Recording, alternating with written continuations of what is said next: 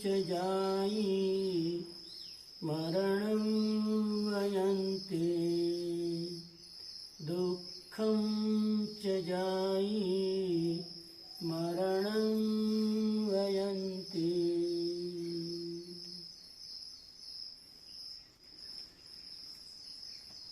સદગુરુના શ્રી ચરણોમાં વંદના.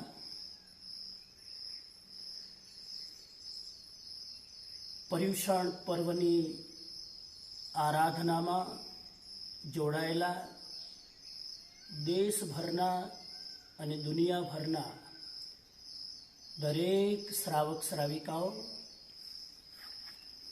આજે સિનસિનાટી जैन संघ द्वारा आयोजित पर्युषण पर्व की आराधना का 8 दिवसीय रात्रिकालीन नित्य प्रवचन का आयोजन। मैं अपनी प्रसन्नता व्यक्त करता हूं कि विश्व के सामने विकट परिस्थिति होने के बावजूद भी जहाँ संकल्प होता है वहाँ सब रास्ते निकल जाते हैं, और हम दूर बैठे हुए भी बहुत सारी मर्यादाएं होते हुए भी हम पर्युषण की आराधना करने के लिए उत्साह के साथ उपस्थित है। और एक नया प्रयोग भी है कि जहां भी है वहां रहते हुए भी, वहां बैठे हुए भी पर्युषण की आराधना की जा सकती है। और एक दृष्टि से अच्छा है, बहुत सारी हिंसा से हम बच जाते हैं, बहुत सारी एनर्जी से बच जाते हैं, और अपनी जगह रहकर हम पर्युषण की आराधना करते हुए आत्मा की आराधना कर सकते हैं। कोई खर्चा नहीं, कोई आरंभ समारंभ नहीं, कोई व्यय नहीं, कोई देखा देखी नहीं। प्राइवेटली जहां है वहां बैठकर हम इन 7 दिनों में, 8 दिनों में आत्मा की जागृति के लिए ये आत्ममंथन करेंगे, आत्मचिंतन करेंगे, और अपने आप को और अधिक ज्यादा पवित्र, प्रसन्न और पुण्यवान बनाने की कोशिश करेंगे। आज पहला दिन और मेरा निर्धारित विषय है आज का संसार का सबसे बड़ा दुश्मन द्वेष। इस विषय पर बहुत शांति से, बहुत सहजता से, किसी भी प्रकार का दिमाग में भार लाए बिना हम हल्के मन से इस पर थोड़ा विचार करें, और विचार करके, चिंतन करके, मनन करके अपने जीवन में यथा योग्य, यथा संभव उसका अनुष्ठान और उसका अनुकरण करने की कोशिश करेंगे। 2 प्रकार की साधना होती है, गंभीरता से सुनिएगा, अपनी सारी डिस्टर्बेंस को पास साइड में रखकर सुनिएगा, पूरे मनोयोग से। ये भगवान की वाणी, मेरी वाणी नहीं है, ये शास्त्रों की वाणी है, भगवान वीतराग की वाणी है। पूरे अहोभाव से सुनना, पूरे प्रेम से सुनना। ये ऑर्डिनरी प्रवचन नहीं है, ये ऑर्डिनरी वाणी नहीं है। जितना तुम अहोभाव से, श्रद्धा से सुनोगे, उतना आत्मशुद्धि का जो अनुष्ठान है उसमें आप कामयाबी प्राप्त कर पाओगे। तो पहली बात मैं निवेदन करना चाहता हूं, 2 प्रकार की साधना होती है, आराधना होती है। एक साधना है जिसमें हम अनुभव करते हैं, डायरेक्टली अनुभव करने की साधना है। आत्मा का अनुभव, अपने विकारों का अनुभव, अपनी वृत्तियों का अनुभव, अपने विचारों का अनुभव, जहां डायरेक्टली हम अनुभव करते हैं। हर एक व्यक्ति के लिए यह अनुभव की साधना पॉसिबल नहीं है, लेकिन एक ही आराधना है। जितने भी महापुरुष है, जितने भी वितरागी पुरुष है, वह अनुभव की साधना से डायरेक्टली आगे बढ़ते हैं। उनको और कोई प्रक्रिया करने की जरूरत नहीं, उसको और कोई विधि विधान करने की जरूरत नहीं होती है। वो डायरेक्टली आत्मा के अनुभव में उतर जाते हैं, आत्मा का साक्षात्कार करते हैं और एनलाइटनमेंट को प्राप्त करते हैं। तो ये एक साधना है, डायरेक्टली विधि विधान के बिना, क्रिया प्रक्रिया अनुष्ठान क्रिया कांड के बिना डायरेक्टली वो ध्यान के जरिए, निर्विकल्प साधना के जरिए आत्मा में उतरते हैं। ये एक साधना है। दूसरे प्रकार की साधना है जिसको मैं व्यवहारिक साधना कहता हूं, जिसको मैं क्रमिक आराधना कहता हूं, जिसको मैं क्रम योग कहता हूं, जिसमें साधक धीमे धीमे आगे बढ़ता है, जिसमें साधक को कुछ छोड़ना होता है, जिसमें साधक को कुछ त्यागना होता है। तो एक अनुभव का मार्ग है, एक त्याग के द्वारा जो विजातीय है उसको छोड़ने का मार्ग है। तो हम जो साधना आज से प्रारंभ कर रहे हैं, हम वो वीतरागी पुरुष की तरह सक्षम नहीं है कि डायरेक्टली अनुभव पर जंप लगा सके। हमें धीरे धीरे धीरे क्रमशः आगे बढ़ना होता है। तो उस क्रम से आज हम बात करेंगे कि एक छोड़ने की साधना है और क्या छोड़ना है। आज और कल 2 दिन हम बात करेंगे 2 प्रकार की वृत्तियों को छोड़ना है, और इसमें पहली वृत्ति है द्वेष की वृत्ति। जिन शासन या अध्यात्म का शासन कहता है वीतरागता हमारे जीवन का लक्ष्य है। जब तक आदमी वीतराग नहीं बनता तब तक आदमी जन्म मरण से मुक्त नहीं हो सकता। और वीतराग बनने के लिए राग और द्वेष को छोड़ना जरूरी है। जब तक राग और द्वेष नहीं छूटता, कुछ भी हम छोड़ दे उससे कोई काम नहीं बनता। छोड़ने की जब हम बात करते हैं तो आदमी इन पर्युषण के दिनों में, या कोई भी धार्मिक आदमी होता है तो बहुत चीजें छोड़ता है। उपवास करता है तो आहार छोड़ता है, मौन व्रत करता है तो बोलने को छोड़ता है, कोई जीव दया के प्रति श्रद्धा रखता है तो हिंसा को छोड़ता है, रात्रि भोजन छोड़ता है, हरी चीजें खाना पीना छोड़ता है। और फिर आदमी भीड़ भाड़ से तंग हो जाता है तो भीड़ भाड़ को छोड़ता है और जंगल में चला जाता है।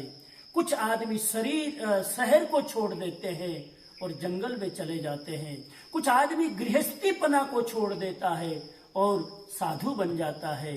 तो इस तरह से बहुत लोग बहुत सारी चीजें छोड़ते चले जाते हैं। अच्छी बात है, छोड़ने से एक सुविधा होती है, लेकिन कई बार ये भ्रम होता है मित्रों कि जिसको छोड़ना चाहिए उसको नहीं छोड़ते। जिसके लिए हम जो बाहर की चीजें छोड़ते हैं, वह जिसके लिए छोड़ी थी वह चीज छोड़ना हम भूल जाते हैं। मूल में छोड़ना है राग और द्वेष को। वस्तुओं को छोड़ देते हैं, व्यक्तियों को छोड़ देते हैं। जिस व्यक्ति के कारण मुझे द्वेष हो रहा है, मैं उस व्यक्ति को छोड़ दूंगा, लेकिन उस व्यक्ति के प्रति रहा हुआ द्वेष मैं नहीं छोड़ूंगा। बहुत बड़ा घाटे का सौदा है। व्यक्ति को छोड़ने की जरूरत नहीं है, व्यक्ति के प्रति द्वेष को छोड़ने की जरूरत है। किसी स्थान के कारण मेरे मन में द्वेष हो रहा है, उस स्थान को छोड़ने की जरूरत नहीं है। उस स्थान के प्रति मेरे मन में जो द्वेष है, उस द्वेष को निकालने की जरूरत है। तो जैन धर्म कहता है कि हम मूल में द्वेष को छोड़ें, क्योंकि संसार का ये सबसे बड़ा शत्रु है। संसार में नचाने वाला, संसार में ड्रामा करने वाला, संसार में राग द्वेष करने वाला, संसार के अंदर दुश्मनी खड़ा करने वाला, संसार के अंदर क्लेश और विग्रह पैदा करने वाला ये द्वेष है। क्यों छोड़े भैया, राग और द्वेष को क्यों छोड़े? भगवान महावीर को पूछा कि जीव राग और द्वेष को क्यों छोड़े, तो भगवान ने 2600 वर्ष पहले जवाब दिया, रागो यदोषो वियकम मीयम कम्मं च मोह पभवं वयन्ति कम्मं च जायि मरणसमूलं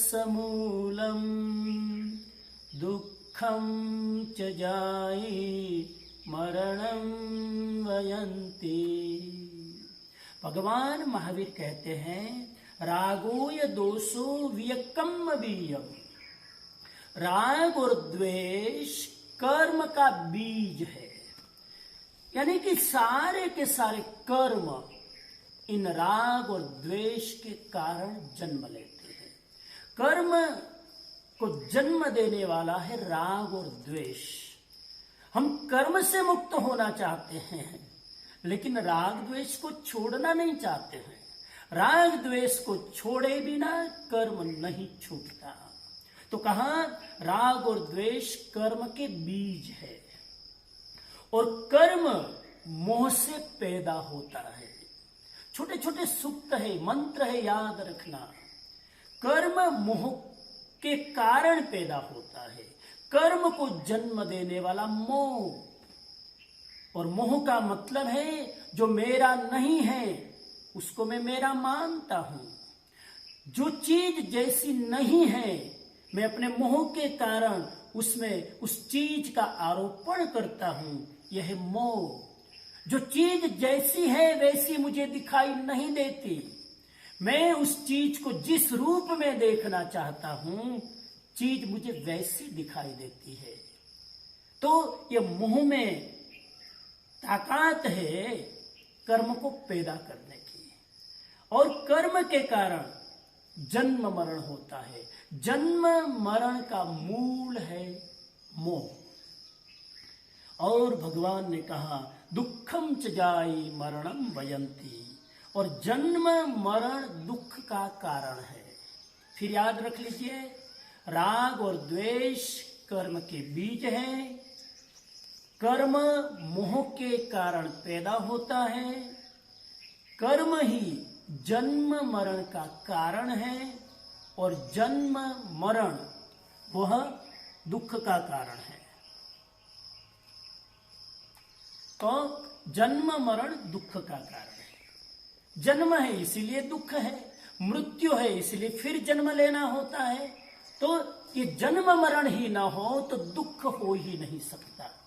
तो इसलिए हम राग और द्वेष को छोड़े, क्योंकि वो कर्म का बंधन कराता है, वो जन्म मरण कराता है, वो मोह को पैदा करता है। अब समझे ये राग और द्वेष है क्या, जिस पर आज मुझे द्वेष की बात करनी है। लेकिन मैं एक जरा भूमिका बना लूं कि राग और द्वेष है क्या। राग के अंदर दो चीजें आती है। जैन शासन 4 कषाय को मानता है, क्रोध, मान, माया और लोभ। इन 4 में से 2 कषाय राग में जाते हैं और 2 कषाय द्वेष में जाते हैं। राग में जाने वाला कषाय है माया और लोभ। माया और लोभ की प्रकृति रागात्मक है, और क्रोध और मान ये 2 कषाय द्वेष में जाते हैं। जिसके प्रति क्रोध होगा अवश्य उसके मूल में द्वेष होगा। द्वेष किए बिना क्रोध आ ही नहीं सकता। तो द्वेष के मूल में ये 2 चीजें हैं, क्रोध और एक मान।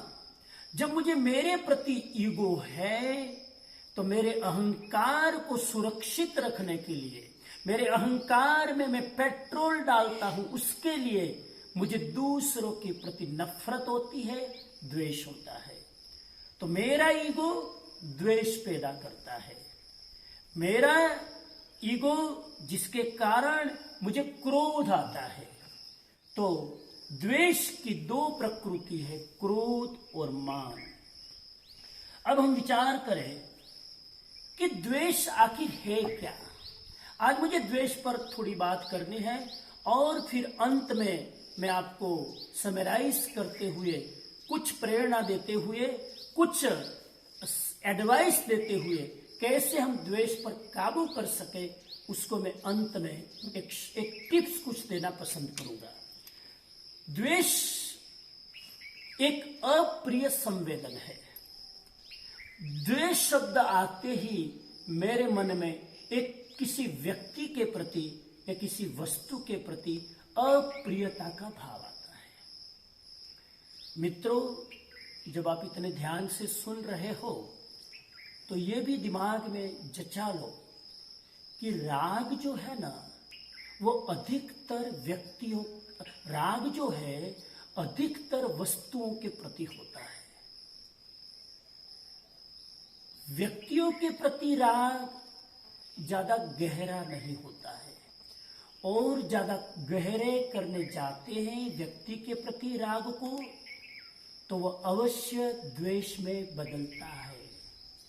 व्यक्ति के प्रति ज्यादा राग किया नहीं कि उसी व्यक्ति के प्रति वो द्वेष में बदले बिना रहेगा नहीं।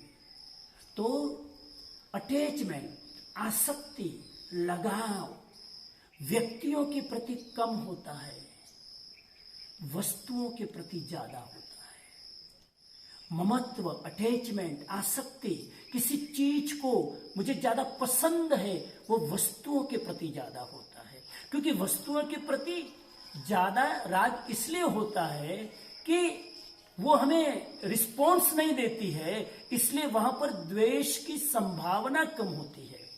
तो पहली बात, राग ज्यादा होता है व्यक्तियों के प्रति, वस्तुओं के प्रति, और द्वेष ज्यादा होता है व्यक्तियों के प्रति। जिस व्यक्ति के प्रति मेरा राग है, उस व्यक्ति ने मेरी बात नहीं मानी, वो व्यक्ति मेरे विचारों से विपरीत चला, वो व्यक्ति मेरी भावनाओं से विपरीत चला, वो व्यक्ति मेरी लागणियों से विपरीत चला, तुरंत मैं उसके प्रति द्वेष करने लगूंगा। द्वेष की प्रकृति ज्यादातर व्यक्तियों के साथ टकराव पैदा करती है। व्यक्ति व्यक्ति के बीच में द्वेष की ग्रंथियां ज्यादा बंधती है। तो यह द्वेष एक अप्रिय संवेदन है। मेरे मन में किसी व्यक्ति के प्रति नफरत, घृणा और उसके प्रति एक दुर्भाव पैदा होता है, ये द्वेष है। इस द्वेष को 3 रूपों में समझ ले। द्वेष का पहला रूप है ईर्ष्या। बड़ा ध्यान से सुनना थोड़ी देर। पर्युषण के पवित्र दिन है, हम उत्साह से ये सत्संग में लाभ ले और कुछ बातें पकड़ने की कोशिश करें निष्ठा के साथ। द्वेष को खत्म करना है तो पहला तत्व है ईर्ष्या, जेलसी। मेरे मन में कोई आदमी आगे बढ़ रहा है, किसी का नाम हो रहा है, उसको लेकर मेरे मन में पीड़ा होती है। पीड़ा ही नहीं, फिर उस व्यक्ति को मैं गिराने की कोशिश करता हूं, उस व्यक्ति की प्रतिष्ठा को मैं मिटाने की कोशिश करता हूं। ये ईर्ष्या है। मित्रों, ईर्ष्या की परिभाषा याद रखना। अन्य को हानि पहुंचाने के लिए स्वयं का बलिदान देना, ये ईर्ष्या है। याद रखना, अन्य को हानि पहुंचाने के लिए खुद का बलिदान देना, ये ईर्ष्या है। यानी दूसरों को नुकसान पहुंचाने के लिए खुद को घाटे में डालना। दूसरे का नुकसान होता है कि नहीं पता नहीं, ईर्ष्या करने वाला खुद का नुकसान अवश्य करता है। और नंबर 2, ये ईर्ष्या व्यक्ति से लेकर शुरू होती है, परिवार में फैलती है, समाज में उसका विस्तार होता है, और नेशनल और इंटरनेशनल लेवल पर जाकर भी ये रुकती नहीं है। एक राष्ट्र को दूसरे राष्ट्र के साथ ईर्ष्या होती है, एक परिवार को दूसरे परिवार के साथ ईर्ष्या होती है, परिवार के एक व्यक्ति को दूसरे व्यक्ति के साथ ईर्ष्या होती है, एक नेशन को दूसरे नेशन के साथ ईर्ष्या होती है, और जिसके साथ ईर्ष्या होती है उसको गिराने के लिए मैं अपना जो चाहे वो नुकसान करने को तैयार हो जाऊंगा। ये बहुत बड़ा घाटे का सौदा है। मेरी ईर्ष्या से दूसरे का नुकसान हो कोई गारंटी नहीं, लेकिन मेरी ईर्ष्या से अवश्य मेरा नुकसान होगा, उसमें कोई डाउट नहीं है। तो ये ईर्ष्या की डेफिनेशन, व्यक्ति दूसरे को हानि पहुंचाने के लिए खुद का नुकसान करने की जो एक अंदर ललक है वो ईर्ष्या है। ईर्ष्या के दो माध्यम बनते हैं, ईर्ष्या के दो विषय बनते हैं। ईर्ष्या का पहला विषय बनता है सौंदर्यवती स्त्री, और दूसरा विषय बनता है तेजस्वी पुरुष। गौर करके ध्यान देना, कोई स्त्री यदि रूपवान है तो दूसरी स्त्रियों को ईर्ष्या होती है। सौंदर्य ईर्ष्या का एक निमित्त बनता है। कोई व्यक्ति रूपवान है तो दूसरे को उसका रूप डाइजेस्ट नहीं होता है, और कहीं न कहीं उसको पता भी नहीं है, लेकिन मेरे अंदर ईर्ष्या उधई की तरह, कीड़े की तरह मुझे खलास करती रहती है। और तेजस्वी पुरुष ईर्ष्या का कारण है। एक शिक्षक क्लास में अच्छा पढ़ाता है तो दूसरा शिक्षक खिड़की से देखकर झांकता है, वो इतना अच्छा कैसे पढ़ाता है, इसका नाम इतना क्यों चमकता है, ईर्ष्या का कारण बनता है। एक साधु बहुत बढ़िया प्रवचन देता है तो दूसरे साधु को ईर्ष्या होती है। एक व्यापारी अच्छा बिजनेस करता है, कम मेहनत में ज्यादा ऊंचाइयां प्राप्त करता है आर्थिक जगत में, तो दूसरे व्यापारी को ईर्ष्या होती है। तो रूपवान स्त्री दूसरी स्त्री के लिए ईर्ष्या का कारण बनती है, और तेजस्वी पुरुष दूसरे पुरुषों के लिए ईर्ष्या का कारण बनता है। एक देवरानी और एक जेठानी के बीच में अगर ईर्ष्या न हो, एक देवरानी और जेठानी के बीच में अगर ईर्ष्या न हो, तो मेरी दृष्टि में वो दोनों ही संसारी साध्वी है। हालांकि दो साध्वी के बीच में भी ईर्ष्या न हो चिंतनीय प्रश्न है।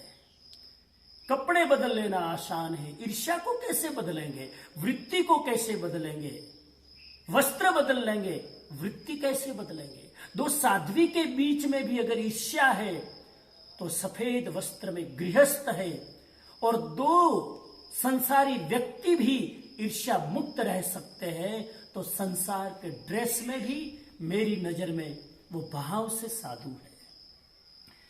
पता होना चाहिए कि कौशल्या और कैकेयी, इन दोनों के बीच का निरीक्षण करें तो कैकेयी ज्यादा रूपवान थे, और उसके कारण दशरथ का लगाव कैकेयी के प्रति ज्यादा था, कौशल्या के प्रति कम था। और इसके कारण कौशल्या के मन में सतत दुख रहता था कि राजा दशरथ कैकेयी के तरफ क्यों ज्यादा झुकते हैं, मेरी तरफ क्यों नहीं। ये ईर्ष्या का कारण बनता है। और यह भी मालूम होना चाहिए, भीम और दुर्योधन के बीच में भी एक ईर्ष्या थी, अर्जुन और कर्ण के बीच में भी एक ईर्ष्या थी, और उसके कारण वो सतत संघर्ष करते रहे। ईर्ष्या के संबंध में जब बात करते तो दो बातें याद रखना। ईर्ष्या हमेशा समकक्ष लोगों में होती है, ईर्ष्या हमेशा समकक्ष लोगों में होती है।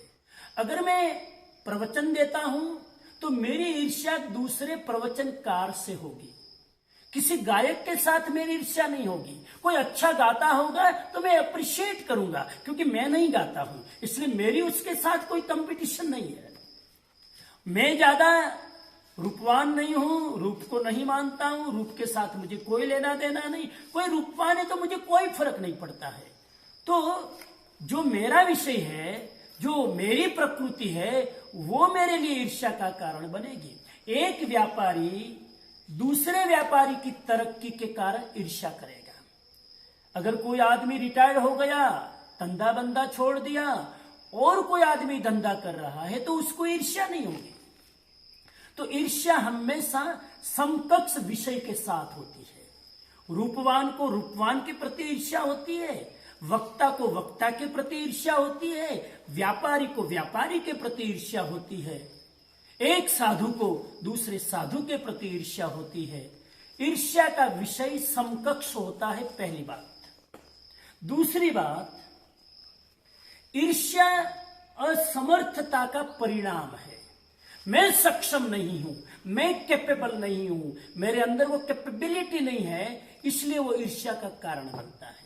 मैं यदि समर्थ हूं, मेरे अंदर अगर सामर्थ्य है, तो मुझे दूसरे की ईर्ष्या करने की जरूरत नहीं। ईर्ष्या हमेशा कमजोर आदमी करता है। जिसमें सामर्थ्य की कमी है वो आदमी ईर्ष्या करेगा। ये जो अपने आप को हीन मानता है, अपने आप को इंफीरियरिटी कॉम्प्लेक्स फील करता है, वही आदमी दूसरों की ईर्ष्या करता है। तो यहां तक ये बात रखे, द्वेष का पहला रूप है ईर्ष्या, जेलसी, याद रखना। द्वेष का दूसरा रूप है रोष। दूसरा रूप है रोष। रोष का मतलब है क्रोध।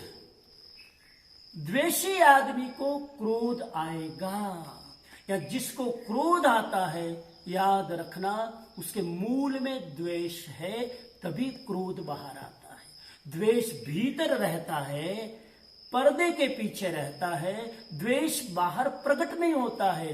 3 हथियार लेकर द्वेष बाहर प्रकट होता है। ईर्ष्या के कारण द्वेष बाहर प्रकट होता है, क्रोध से द्वेष बाहर चोला पहनकर प्रकट होने लगता है।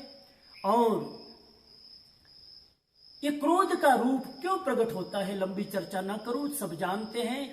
मेरे क्रोध का कारण है मेरे भीतर किसी व्यक्ति के प्रति नफरत है, इसलिए क्रोध आता है। याद रखना मित्रों, अगर तुम्हारा किसी के प्रति सच्चा प्रेम है तो आपको उसके प्रति कभी क्रोध नहीं आएगा, देखना।